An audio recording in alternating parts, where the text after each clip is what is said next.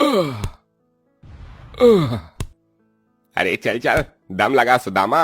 एक पत्थर नहीं टूट पा रहा तेरे से। पगार पूरी नहीं चाहिए क्या? आधी चाहिए?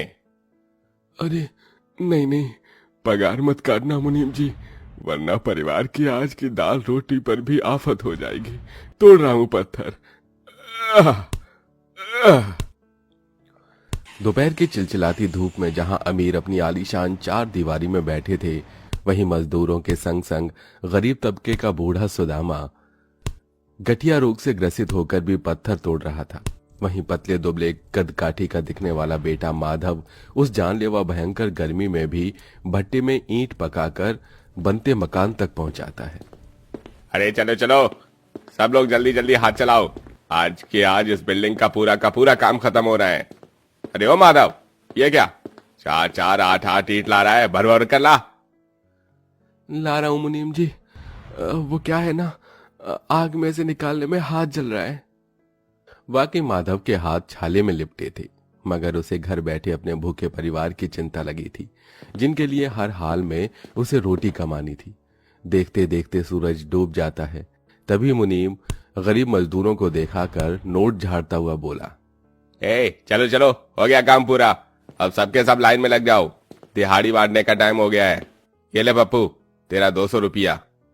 ये रामा, तेरा 150। और ये तुम दोनों बाप बेटे की दिहाड़ी 400 रुपया। बहुत बहुत शुक्रिया मुनीम जी।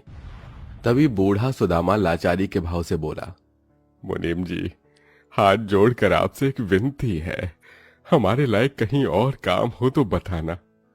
अरे फिलहाल अभी तो ये बिल्डिंग तैयार हो गई, अगर काम आएगा तो बता दूंगा भाई। गर्मी के मौसम में कहाँ उतना काम मिलता है। पहले जितना काम तो रह भी नहीं गया। आबादी इतनी बढ़ रही है, अब क्या किया जा सकता है। थकित श्रमित शरीर लिए वो सड़क पर से चलने लगते हैं, जहां लाइनों में कई गरीब परिवार थे। किसी ने तिरपाल तो किसी ने टेंट डालकर अपना छोटा ठिकाना बनाया था। देश में कितनी गरीबी हो गई है पिताजी, ऐसी धधकती गर्मी में ये लोग कैसे टेंट में रह रहे हैं। अरे क्या किया जा सकता है बेटा, सबकी जिंदगी एक समान थोड़ी ना है। कुछ दूर पर घर आ जाता है, जिस पर टीन की छत थी, जिसमें सास नंद, गर्भवती बहू और एक बच्चा गर्मी में बेहाल थे। अजी आ गए आप दोनों? जी भगवान, आज बड़ी गर्मी है।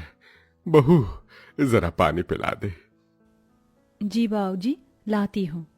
थोड़ी देर में पूरा परिवार खाना खाते हैं। तभी रात के 9 बजे मकान मालिक किराए के लिए आ जाता है।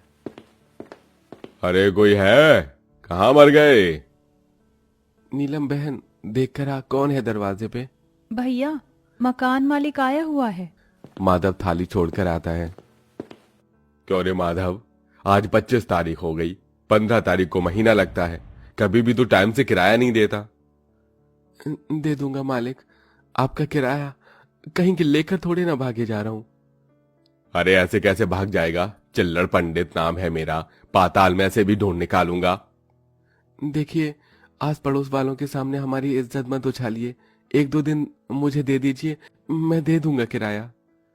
मकान मालिक के जाते ही जान की चिंता के भाव से बोली, 2 दिन में किराया कहाँ से दे पाएगा बेटा, थोड़ी और मोहलत ले लेता। तुझको पता है ना ये चिल्लर पंडित टाइम का कितना पक्का है। 2 दिन बाद आ धमकेगा और घर से बेघर कर देगा हम सबको। बेघर होने की नौबत का सोचकर घर के मुखिया सुदामा के चेहरे पर लकीर आ जाती है। परिवार में से किसी को भी नींद नहीं आती। अजी आप सोए नहीं अब तक, जाग रहे हैं? अरे नींद नहीं आ रही भगवान, सारी जिंदगी तो किराए के घर में गुजर गई। न जाने कितने अमीरों की बिल्डिंग बनाई, मगर खुद का एक घर नहीं बना पाए। इसी बेबसी में बूढ़ा सुदामा फूट फूट कर रोता है। अगले दिन दोनों काम के लिए भटकते हैं। 2 दिन निकल जाते हैं और मकान मालिक उनके घर में घुसकर सामान उठा उठाकर फेंकने लगता है। देखने वाले लोगों की भीड़ लग जाती है। बुआ दादी, ये हमारा सामान क्यों फेंक रहे हैं? इन्हें भगाओ हमारी गर्मी से। हे चुटकी, ज्यादा बोली ना तो उठा के पटक दूंगा, समझी? मालिक, हाथ जोड़कर विनती कर रहा हूँ, हमें बेघर मत कीजिए। इतने सालों से यहाँ रह रहे हैं, इस गर्मी में परिवार को लेके हम कहाँ भटकेंगे। मेरी बहू भी पेट से है मालिक। हाँ तो मैंने थोड़ी ना किया है, खाने को होता नहीं है और बच्चे पैदा करते हैं। अरे चलो दफा हो यहां से। पूरा बेघर परिवार गर्मी के उस कहर में कंगालों की तरह सड़कों पर भटकते हैं। सबकी आंखों से आंसू बहे जा रहे थे। भगवान भी बड़ा निर्दयी है। भूख, गरीबी और बेघर होना सिर्फ गरीबों के हिस्से में ही लिखा है। भूखे प्यासे धूप में चलते फिरते बेघर परिवार में सबसे बड़ी पीड़ा में बहू थी, जो कोख में औलाद समेटे हुए थी। माँ जी, ओह क्या हुआ भाभी? माँ देखो ना। हे भगवान, इसकी तो नस तन गई है। जा रे भगवान, इतना हर जाई क्यों है तू? बेटा कुछ कर। माधव कुसुम को गोद में उठाता है और पूरा परिवार पेड़ पौधे और छांव देखकर एक पार्क में आते हैं। मगर तभी गेट पर बैठा एक मुच्छड़ सा गार्ड गरज कर बोला, हे हे हे, ऐसे भूखे नंगे की तरह कहां घुसे चले आ रहे हो? चल चलो भागो यहाँ से। बेटा हम पर थोड़ा तरस खाओ, हम बेघर हैं, गर्मी का मौसम है, थोड़ी देर छाया चाहिए। लेकिन ये सोसाइटी का पार्क है, ये लोग गरीबों से चिढ़ते हैं, मैं मदद नहीं कर सकता कोई भी। अंकल अंकल हमें अंदर आने दो प्लीज प्लीज। मेरी मम्मी के पेट में बाबू है, उनको हुई हो रही है। मैं हाथ जोड़ती हूँ, पैर पड़ती हूँ। मासूम सी रूही मिन्नतें मांगते हुए फूट फूट कर रोने लगी, जिसे देखकर सबका दिल फट गया। लेकिन गार्ड का दिल नहीं पसीजा, क्योंकि यहाँ हर कोई पहले अपना देखते हैं। सब आंख में आंसू लिए आगे चलते हैं, मगर उनका गरीबी भरा भेष देखकर हर जगह से लोग उन्हें भगा देते। किसी तरह फुटपाथ पर ठहर कर वो रात बिताते हैं। अरे आज तो रात यही काटनी पड़ेगी, मेरे पैर फूल गए हैं। पर ये जमीन तो आग के जैसे तप रही है जी। किसी तरह हाथ पैर सिकोड़कर बेघर परिवार सो जाता है, लेकिन घर तो घर होता है। सवेरे सूरज की किरण फूटते ही एक पुलिस वाला बुलेट पर सवार आता है। अरे ये देखो, ये गरीब लुच्चे लोग कैसे सड़क पर मौज काट रहे हैं, अभी इनकी नींद हराम करता हूँ। ये कहते हुए निर्दयी पुलिस वाला सबको लाठी मारकर उठाता है। ए चलो चलो उठ जाओ, वरना बजाऊंगा एक लाठी और। अरे ओ दरोगा बाबू, तुम लोगों की लाठी हम जैसे गरीब बेघर लाचार लोगों पर ही चलती है, कहीं अमीरों पर क्यों नहीं आजमाते हो ये डंडा? असहनी सच सुनकर पुलिस वाला दांत पीसकर एक और लाठी बूढ़ी जानकी की पतली दुबली पीठ पर दे मारता है। जानकी मचल कर रह जाती है। माँ, ओहो। क्यों बुढ़िया, अब लेगी पुलिस वाले से पंगा? हाँ बोल बोल। याद रखना दरोगा, भगवान की लाठी में आवाज नहीं होती। गरीबों को जितना सता लो, वो बैठा हुआ सब देख रहा है। बोल बढ़िया।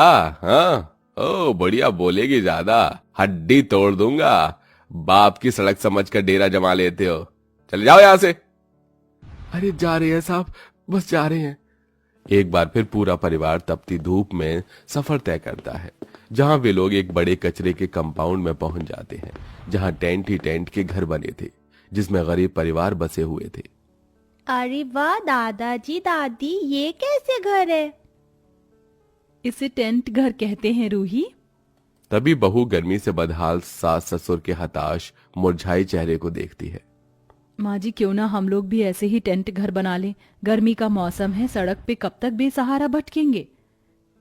मगर बहू टेंट कहाँ से आएगा, हाथ में पैसा कौड़ी भी नहीं है।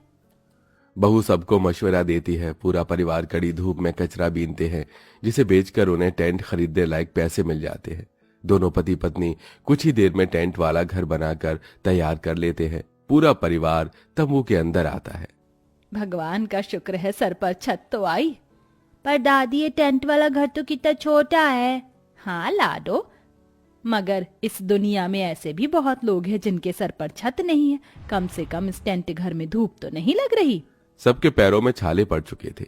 कुसुम जुगाड़ लगा के 4 ईंट का चूल्हा बनाकर गर्म पानी करके सबकी सिकाई करती है। लेकिन एक विडंबना अभी भी थी, वो भी थी शौचालय की। सुनो जी, घर तो बन गया, मगर इतनी गर्मी में शौचालय के लिए कहाँ जाएंगे? आपको पता है मेरा 8वां महीना चल रहा है, बार बार बाथरूम जाने की जरूरत पड़ती है। तुम चिंता मत करो कुसुम, मैं आज ही शौचालय बना दूंगा। माधव पास में ही गहराई तक जमीन खोदकर एक सुलभ शौचालय बनाता है और चारों तरफ टेंट लगा देता है, जिससे कि अब ये दुविधा भी दूर हो जाती है। हालांकि टेंट घर में उमस तो थी, लेकिन सबको सुकून था कि सिर पर छत है। अगले दिन से माधव काम पर जाने लगता है, जिसे अब उसके घर का दाना पानी भी चलने लगता है। लेकिन ये गर्मी का मौसम हर साल न जाने कितने ही गरीब परिवारों को घर से बेघर कर देता है।